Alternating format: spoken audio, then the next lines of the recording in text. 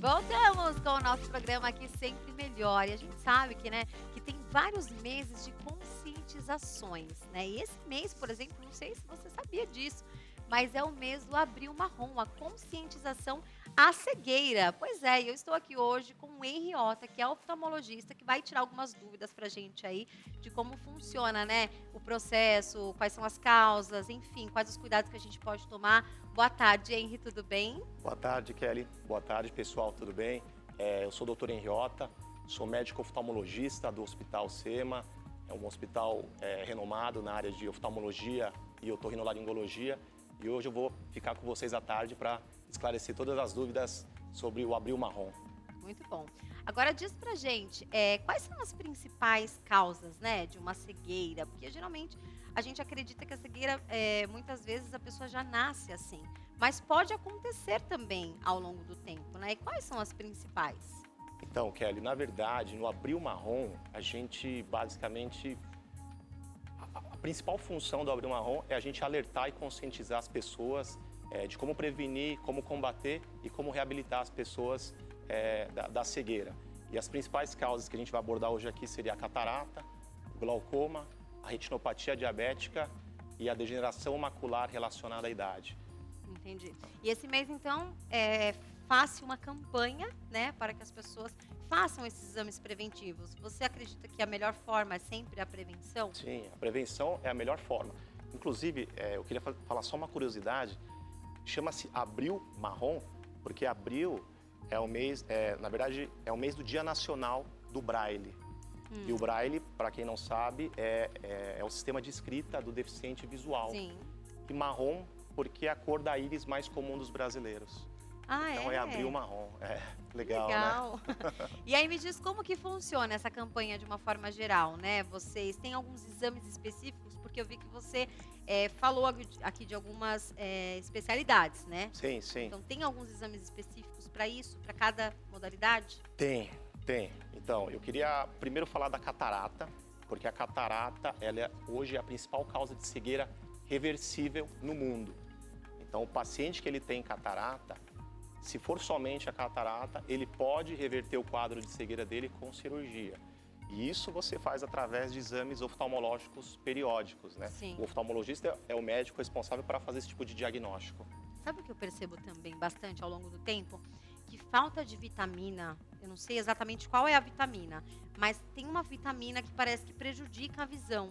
E se você não cuida, o negócio vai ficando cada vez mais difícil. Muita gente não sabe disso. Sim. Talvez o olho precisa repor algum tipo de vitamina. Acho que você pode explicar melhor pra gente. Sim. Existem a vitamina A, os beta-carotenos, são vitaminas que fazem parte e eles previnem algumas doenças.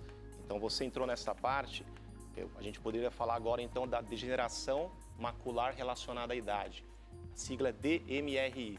Essa é uma doença que atinge a retina e ela é caracterizada pela perda da sua visão central. Então, você começa a ter uma perda da visão central, ela está muito associada à idade e foi-se visto que uma dieta rica, quer dizer, pobre em gordura animal e rica em folhas verdes e em beta-carotenos, prevenia até 25% dos casos, né? Ah, entendi. Poxa, são muitas coisas que a gente precisa realmente se preocupar, né? Sim. E falando em termos de educação, né? Quais são os principais desafios, né, das pessoas que têm essa deficiência? Então, assim, de uma forma geral, o paciente que tem deficiência visual severa hoje em dia, a gente vê que ele tem alguns desafios, né? Um desafio, por exemplo, na educação, você não tem acesso fácil ao material didático com braille, com áudio, que seria a melhor forma dele obter informações, a parte até de empregos também. Você não tem ambientes de empregos com material adaptado, com softwares que conseguem fazer a leitura da tela, que ampliam a imagem. Então, ele perde essa vantagem competitiva, né? Entendi. Queria aproveitar até e pedir para o pessoal de casa mandar mensagem se você tem algum problema, alguma dúvida com relação à saúde dos seus olhos, Manda mensagens aqui pra gente, 965861493, que a gente já tira as dúvidas aqui com o doutor ao vivo, tá bom, gente? Então já manda sua mensagem pra cá. E me diz uma coisa, com relação à tecnologia, porque a tecnologia tá cada vez mais, né, avançada, enfim, o tempo todo tem uma coisa nova. E o que a tecnologia tem feito, assim, tem acontecido para ajudar nessa questão do visual? Eu acho que não só do visual, mas de uma forma geral, hoje em dia a telemedicina, ela, que é a parte da tecnologia, ela ajuda muito nós médicos a ter mais uma aproximação do paciente, às vezes que mora em áreas remotas, e isso acaba facilitando já o contato para a gente tratar a saúde dele. E para o deficiente visual é aquilo que a gente estava conversando. Eu acho que esses softwares que ajudam a reconhecer a tela, reconhecimento de voz também, eu acho que tudo isso ajuda o deficiente visual a ter mais acesso à informação. E com relação a sinais, né? Quando que a pessoa pode começar a perceber que está acontecendo alguma coisa com a visão dela? Porque assim, tem a questão da miopia, hipermetropia e astigmatismo. Isso pode ser um sinal de alguma patologia ou são sinais específicos para cada uma? Então, legal, muito legal essa pergunta. Por exemplo, a gente falou de catarata, falou um pouquinho de degeneração macular, tem um problema chamado glaucoma. O glaucoma, 80% das vezes, ele não apresenta sinal. Então, na verdade, o paciente está assintomático e ele já apresenta a doença. Então, o que é o glaucoma? O glaucoma ele é uma doença que ele atinge o nervo óptico e a pessoa ela começa a ter uma perda progressiva do campo de visão. Quer dizer, eu estou te olhando aqui, mas a minha visão periférica sabe que tem uma luz aqui, que tem uma câmera aqui. A pessoa que ela tem glaucoma, ela começa a perder o campo de visão. Aí a gente chama, ela vira uma visão tubular. E aí, num glaucoma avançado, esse tubo fecha e ela não enxerga. Então, existem doenças que não dão sinais. Por isso que a gente reforça no Abril Marrom a avaliação periódica com o oftalmologista. Quando você faz o diagnóstico precoce, o tratamento acaba sendo melhor, a chance de cura é maior. E depois de todos esses estudos, né, você consegue me dizer quais são as principais causas da cegueira? Então, catarata, glaucoma, a degeneração macular e a retinopatia diabética. Retinopatia diabética nada mais é do que o diabetes no fundo do olho. Porque a gente sabe que o diabetes ele é uma doença sistêmica, né? Então, ele é uma doença de vaso sanguíneo. E a gente tem vaso sanguíneo no corpo inteiro. Quando o diabetes começa a atingir o fundo do olho, a gente chama de retinopatia diabética. E aí, no diabetes, quando você tem quando o diabetes atinge o fundo do olho, você começa a ter a queda da visão. E aí, exames periódicos, né, o mapeamento de retina, um exame de fundo de olho, ajudam a fazer também a detecção precoce e a gente tratar melhor a doença. Eu percebo que quando, por exemplo, as pessoas vão fazer cirurgia de cataratas, né, geralmente elas fazem um olho, depois o outro. Qual que é o nível de incômodo ali? Eles ficam sempre sem poder abrir o olho por um tempo? Então, é boa pergunta também. Isso é uma dúvida muito comum no consultório. O paciente às vezes apresenta catarata e às vezes ele tem catarata nos dois olhos e ele quer resolver os dois de uma vez. Não é proibido fazer isso, tá? Mas a gente, por consenso, a gente opera sempre um olho, espera um intervalo, espera esse olho recuperar e a gente opera o outro. Entendi. Tá? Porque tem todo o cuidado pós-operatório. Então o paciente, quando faz a cirurgia, tem que usar colírio, não pode ficar abaixando a cabeça, não pode dormir em cima do lado que operou, do olho que operou, evitar contato com animal doméstico. Então esses cuidados é um pouco incômodo. Então faz um olho, espera um intervalo, opera o outro. E por que evitar contato com animal doméstico? O que pode acontecer? Infecção. Infecção, para qualquer cirurgião, é a pior coisa. A gente não quer infecção. Então, pós-operatório, ele é tão importante quanto o ato cirúrgico. Então, assim, às vezes, por mais limpinho que seja o seu cachorro, o seu gatinho, a gente fala para evitar o contato por causa de infecção. Eu lembro até que na faculdade tinha uma moça que ela tinha um problema no olho, eu não lembro o nome. Também não sei se é daquela doença toxoplasmose que fala, que dá diretamente no olho, é isso? É, a toxoplasmose. Explica pra gente um pouquinho. Então, a toxoplasmose, na verdade, ela pode dar um quadro, a gente chama de uveíte. É um machucado que geralmente também é no fundo do olho. Ela cursa, em casos agudos, com dor ocular, olho vermelho, uma baixa de visão. E aí o tratamento é com o uso de antibióticos e anti-inflamatório. Mas aquela cicatriz da toxoplasmose, geralmente ela fica lá no fundo do olho e se a pessoa não cuidar da imunidade dela, descansar bem, dormir bem, ela reativa e ela pode ter um quadro recorrente. Teve uma vez que aconteceu o seguinte, eu tenho miopia e astigmatismo, E aí eu lembro que eu enxergava meio embaçado e eu achava que era astigmatismo. E aí eu, mesmo com o óculos todo certinho, né, regularizado, eu continuava enxergando torto. E aí eu fiz uns exames e eu estava com uma cicatriz na retina, não sei, mas era no meu campo de visão, porque eu vi alguma coisa embaçadinho, então eu não conseguia entender se era o meu grau que estava mudando ou se era o que era realmente. Descobriram que era uma cicatriz. E parece que foi ocasionada por conta da lente de contato. Sim. E, olha, a lente de contato é algo que a gente precisa muito, principalmente quem usa óculos. Você vai numa festa, a gente, por exemplo, trabalha com TV, mas ele traz problemas também, né? Traz muitos problemas também, Kelly. Lente de contato é o seguinte, por melhor que seja a lente, a orientação é usar no máximo 8 horas por dia, você evitar dormir de lente, sempre lubrificar. Porque, querendo ou não, a lente de contato, ela acaba tirando um pouco a respiração da sua córnea. Sim. Então, provavelmente o que aconteceu foi isso. Talvez por causa do uso da lente, quando você retirou ela, estava com um machucadinho na córnea ali. E aí, coçar o olho também, porque tem essa, você tem que aprender até a coçar o olho. Eu aprendi a coçar o olho esses dias. Porque, às vezes, a pessoa vai com tudo lá e parece que você pode até deslocar, ter um deslocamento na verdade, de retina, é isso? pode. Estou falando pode. aqui, mas tô só... Não, pode também. Você tá sabendo, é isso mesmo. Eu tive tantos pontos no meu olho que eu já aprendi. Então, na verdade, você não pode coçar o olho, né? Não pode coçar o olho? Não pode coçar. Você falou que aprendeu certo, você não aprendeu, então. Não aprendi, gente. Não pode coçar o olho. Pode coçar então, diga o que a gente faz. Se você quiser provocar um oftalmologista, você começa a coçar o olho na frente dele, assim, ele vai ficar nervoso. Ah, é? E aí, quando você sente coceira no olho, o que você vai? Porque você também não deve coçar, né? Eu não coço. Não, você tem que lubrificar. É no máximo lubrificante, que são as lágrimas artificiais, né?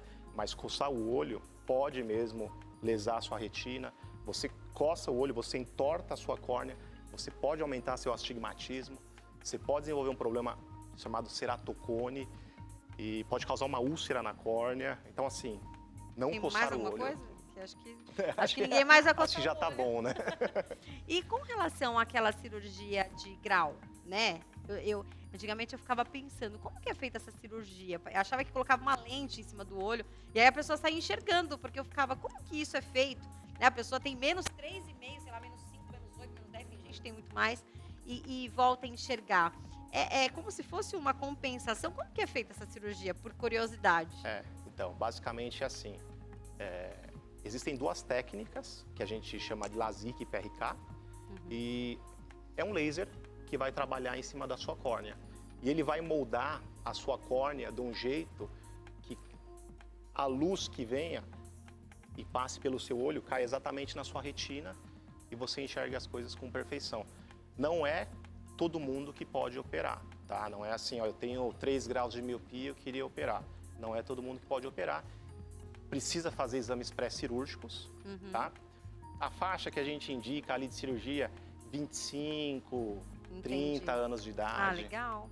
Rapidinho. Nós temos mensagens. Vamos ver a nossa primeira mensagem aqui pro doutor. Olha só, Miriam de São Paulo. Tive uma meningite viral recentemente e alergia herpes zoster. Meu olho esquerdo ficou com sequela, fechou um pouco e está inchado. Também dói. E aí, hein, doutor? Então, herpes zoster é uma coisa aí, tem que ver como é que está a imunidade dela, tá? Porque geralmente essas doenças virais, elas se manifestam quando a nossa imunidade está mais fraca, né? Tem que ver primeiro como é que está a sua imunidade, ver a parte clínica e entrar com antirretroviral aí. Mas é um pouquinho mais chato de levar quando você tem o herpes mesmo. Herpes é uma doença que pode dar no corpo inteiro, inclusive no olho. Já pensou no olho? Puxa vida, hein? Temos mais uma mensagem. Vamos conferir, olha só. Mônica de São Paulo. Oi, eu sou a Mônica de São Mateus, tenho 36 anos e fui diagnosticada há 2 anos atrás com ceratocone. Existe algum tratamento sem ser a cirurgia? Então, Mônica, ceratocone, tá? Só para o público inteiro entender. O ceratocone é o seguinte, a primeira estrutura do nosso olho chama córnea, tá? Quem tem ceratocone, a córnea ela vai ficando mais bicuda, tá? E isso vai criando um astigmatismo alto e a visão fica embaçada. Só que o ceratocone ele é muito ruim quando ele é diagnosticado na adolescência, por exemplo. Porque é uma doença que a gente sabe, se ela é diagnosticada nessa idade, a chance dela evoluir, precisar de um transplante de córnea é muito grande. 36 anos, tá? Eu não vi seus exames, mas eu acho que deve ser um ceratocone subclínico, deve ser uma coisinha mais leve. Os casos mais leves, óculos, lente de contato, tá? Existe uma vitamina que a gente pinga também no olho para evitar a progressão do ceratocone. Quer dizer, você não pinga direto, é um procedimento médico que você faz, mas a cirurgia, que é o transplante de córnea, é a última coisa que você pensa, tá? Muito bom. Nós temos mais uma mensagem. Vamos ler aqui. Olha só, Priscila do Rio de Janeiro. Minha mãe está com um problema na córnea, não está enxergando da vista esquerda e aguarda um transplante. A fila de espera do transplante geralmente é de quanto tempo? O que fazer para amenizar essa situação? Porque está indo para outra vista também. Complicadinho, Então, hein? é complicado. Assim, ó, as principais causas de transplante de córnea hoje, você pega o herpes, né? Então, o paciente que tem herpes, quando ela dá na córnea, dependendo, precisa de transplante. Às vezes uma complicação de uma cirurgia de catarata, também a pessoa precisa de transplante. Mas cada caso é um caso. A gente tem que avaliar o seu olho para saber. Às vezes, com o uso de algumas pomadinhas, a gente consegue deixar a visão um pouco mais clara. Mas dependendo da gravidade da lesão que você tem na córnea, aí é um transplante mesmo. Quanto tempo de espera, mais ou menos? Então, 1 ano, às vezes até mais, viu? Entendi. Puxa vida, hein? É. Enfim. E me diz uma coisa, você indica ficar todos os dias utilizando um colírio para lubrificar, o soro, o que? Alguma coisa? Então, é boa pergunta também, porque às vezes os pacientes chegam no consultório e hoje em dia, claro, todo mundo, a gente fica muito em computador, telas e querendo ou não, ambiente com ar-condicionado. Isso deixa o olho mais seco.